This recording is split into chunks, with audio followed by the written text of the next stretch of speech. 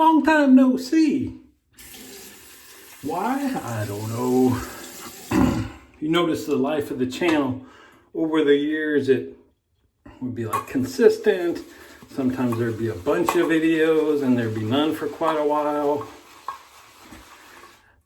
No rhyme or reason. I'm using my my Sorrentino Oregon State brush. I call this one because it is orange on the bottom, like Oregon State colors. Yeah, I did a mess of videos getting up to my big huge piff, and I think my last video was when I awarded the piff or soon after that. Maybe I just burned myself out on them or something, but also then I guess it's like exercising or whatever. Once I'm mixing all the noise, I'm mixing it up in my very beautifully patinaed copper bowl. I've had this thing, boy, I don't know, probably, I want to say almost like 8 years, a long time. I think at least 7. I don't even know, back in the day when I got it, you could get them off of eBay from, I don't know, wherever across the pond, and I think they were under $10 with shipping, and it's like the best. It's not that heavy, so if you drop it, you're not gonna break anything, but it's textured on the sides. It's even got a handle if you need to anchor a finger or whatever. For me, a bowl is good if the sides are steep and high, because then when you're whooping up your lather, it doesn't go all over the place. Anyway, it's not like I haven't thought about recording a video. It's just there's that mental hurdle between should I hook up the camera and do it, and then it's like, well, what am I going to talk about? And when I'm in the groove, when the content is coming out hot and heavy, I don't even think about it. I just like, time for a video. And there usually is not a plan of what is going to be discussed, usually. But I just know that once the camera's on, then I'm going to shine. But then when I get out of the habit of doing it, I sit here and think, well, I don't have anything in particular, or what I want to talk about is too controversial. And I know I've talked about controversial, semi-controversial stuff in the past, but I also remember really at the beginning, really being into one YouTube guy. And then when he got on serious subjects, I was like, this is not what I'm watching for. I don't want serious. It is what it is. I'm using the Occam Oren, one of my favorite razors. They stopped making this thing, and I'm not quite sure why. I mean, it's bizarre looking. And if you've never tried it, you might think, well, what the heck? The interesting thing is that the blade, you see there, you can see the edge of the blade. But can you see that line in the middle? That's the blade. It's like just kind of sitting in there, flexed against 2 pegs and just kind of riding. So it's weird because I repeat myself on this channel, but I figure people haven't seen all the videos. And it's weird because for the most part, having a very rigid blade is good. But this one, somehow the engineering, the flexibility of it just works. And I was reminded, because it's got some screws. It's kind of hard to see. There's 2. Yeah, they're right here on the corners. There's a screw on each side that holds, I don't remember which plate. One of these plates, it must be this top one. It comes with 3 plates for changing the aggression. And I forgot that until I realized the screw was getting loose and I had to tighten it.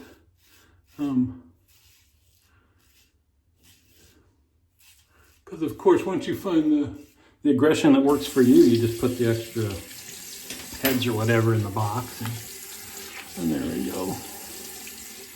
So yeah, same thing happened to me today. I'm gonna spend this whole time talking about not knowing what to talk about. How's that? Welcome, Seinfeld. Because I kind of did have, oftentimes it's, the whole shower thoughts, and I get out and, that's what I've been thinking about. But then when they're kind of decisive or whatever, I'm like, I want to do that on my channel. So then I think, well, then I'll do a coffee chat later in the day, right? It's more for that stuff, and then it doesn't happen. Whatever. So yeah, I haven't done a video since we've been back.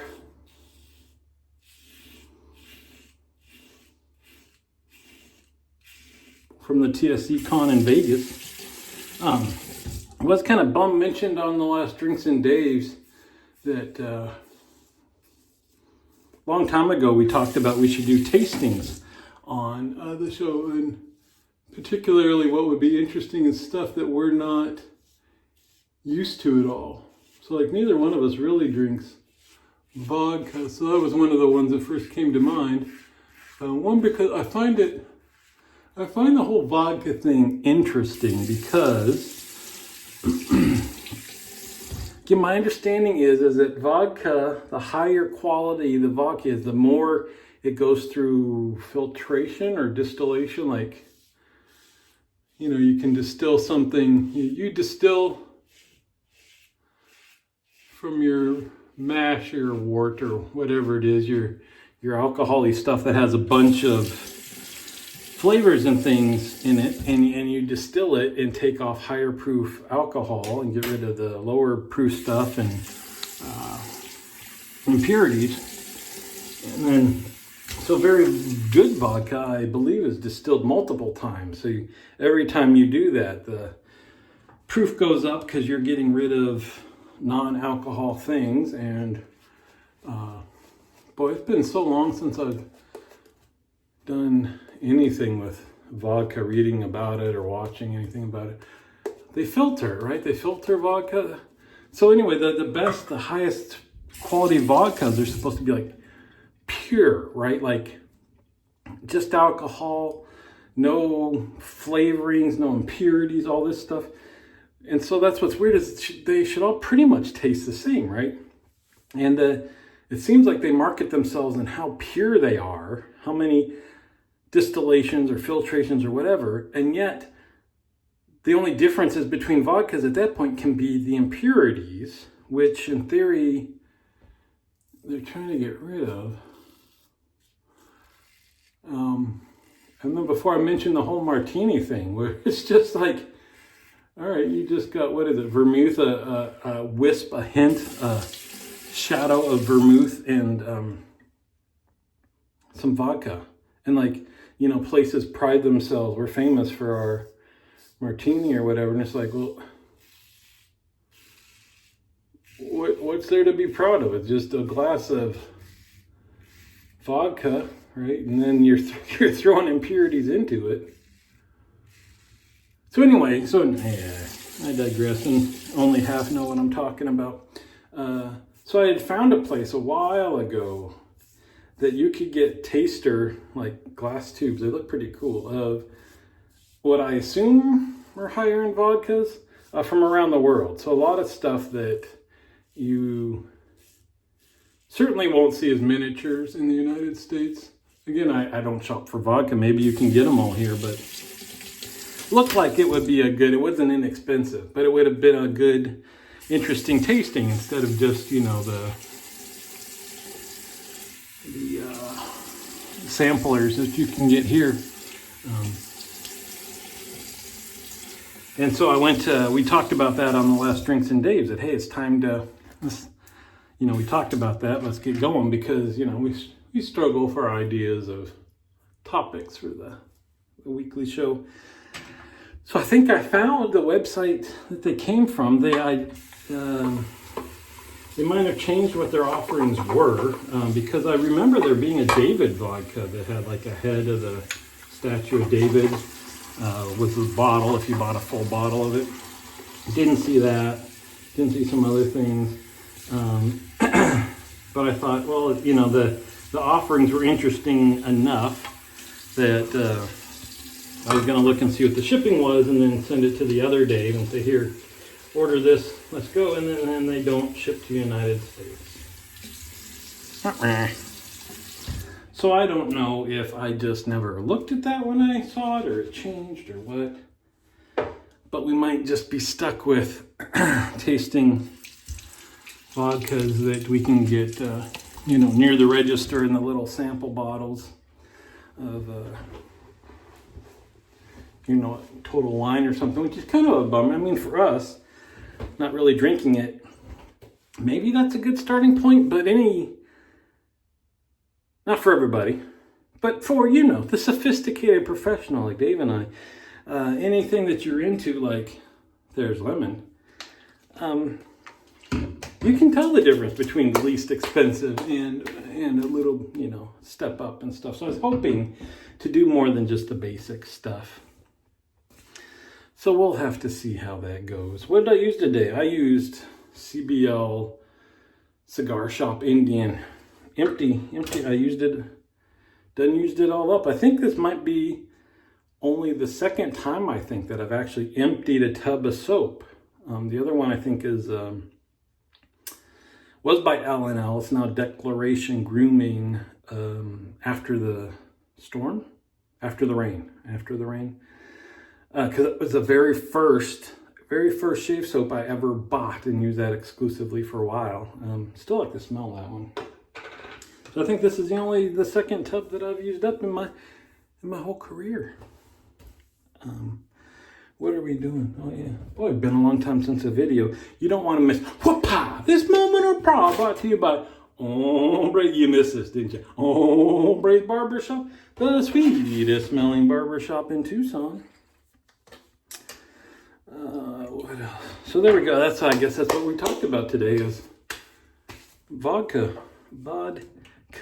You know, we have to figure out what we want to do. I'm not going to buy full bottles. The other thing, so I got to do some research yet. I really, if anybody knows of a place online that will ship to the United States where you can get tasters of, I want to say unusual. I found places that'll sell like 5 tasters from the same company. Don't want that. Some flavored ones, don't want that. And then ones that you could pretty much get from the store, you know, Stoli and Belvedere. But anyway, you know, I'm not looking for, if we can just get it in the store here, that's not what I want. I want a sampler of worldwide whiskey, so from many, many countries all over the place. And a little bit, you know, higher. We're not low class. We don't want to be low class. Let me put it in the comments below if you know of a website I should be looking at. So I'm gonna do. It was weird because that website I found, that I think I found again, it's not gonna work. But it took a long time to find it. It didn't pop up like on the first or second Google search page. It was like 4 or 5 pages deep.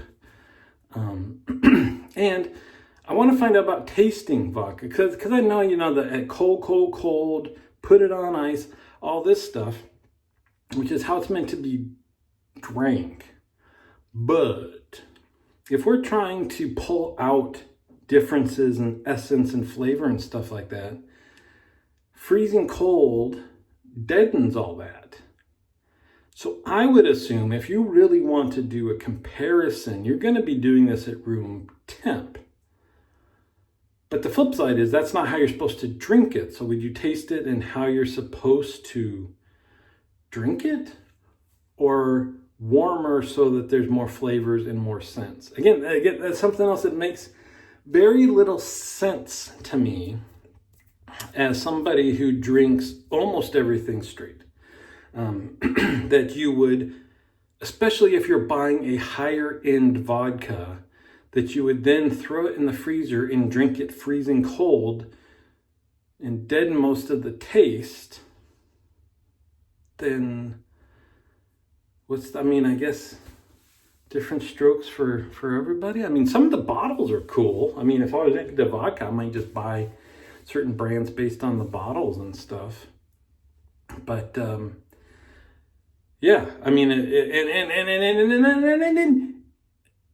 for you, drink it how, I don't care, drink it however you want to. I mean, I would say the same for like scotch and whiskeys and rum, all that stuff. Like rum, I really don't do straight. That's one thing I really don't do straight. I don't buy cheap rum, I get a little bit more expensive one, but it's always mixed with like a Coke Zero or something. That's how I enjoy it. It adds enough flavor. I can tell the differences between rums when I do that, and that's how I do it.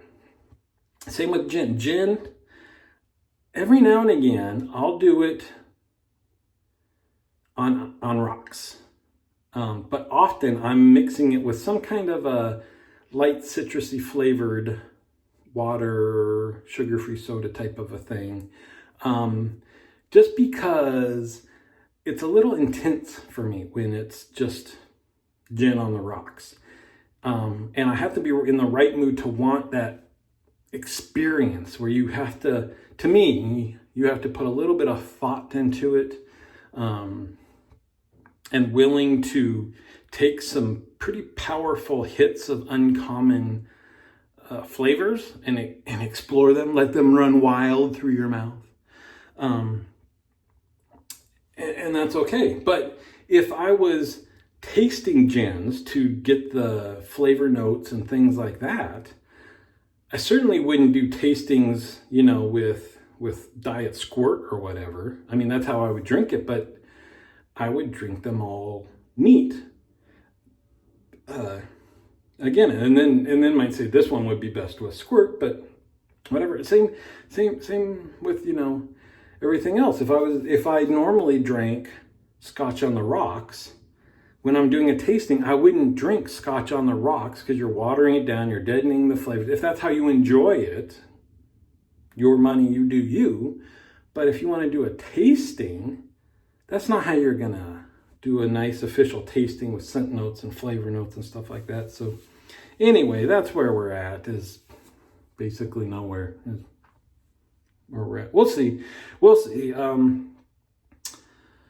Got a little time this evening that I might research some of this, and then I might just so we can get something going, message Barbara Dave and go, yo, head to Total Wine, buy every vodka sample bottle you can find. I'll do the same. We'll match up who's got the same of what, and we'll just roll with that just to start something out. Because but like I said, if we did that with like bourbon or scotch, we'd be like, they're all not that good. This is the least bad, the least worst. And so I don't want to do that with vodkas, right? It's about if you're actually seriously into vodka and everything we're tasting is coming out of a plastic bottle, and we're just like, you'll be like, well, because you didn't get a good one. Anywho, I don't know. Are you happy I'm back? There you go. See you on the forums.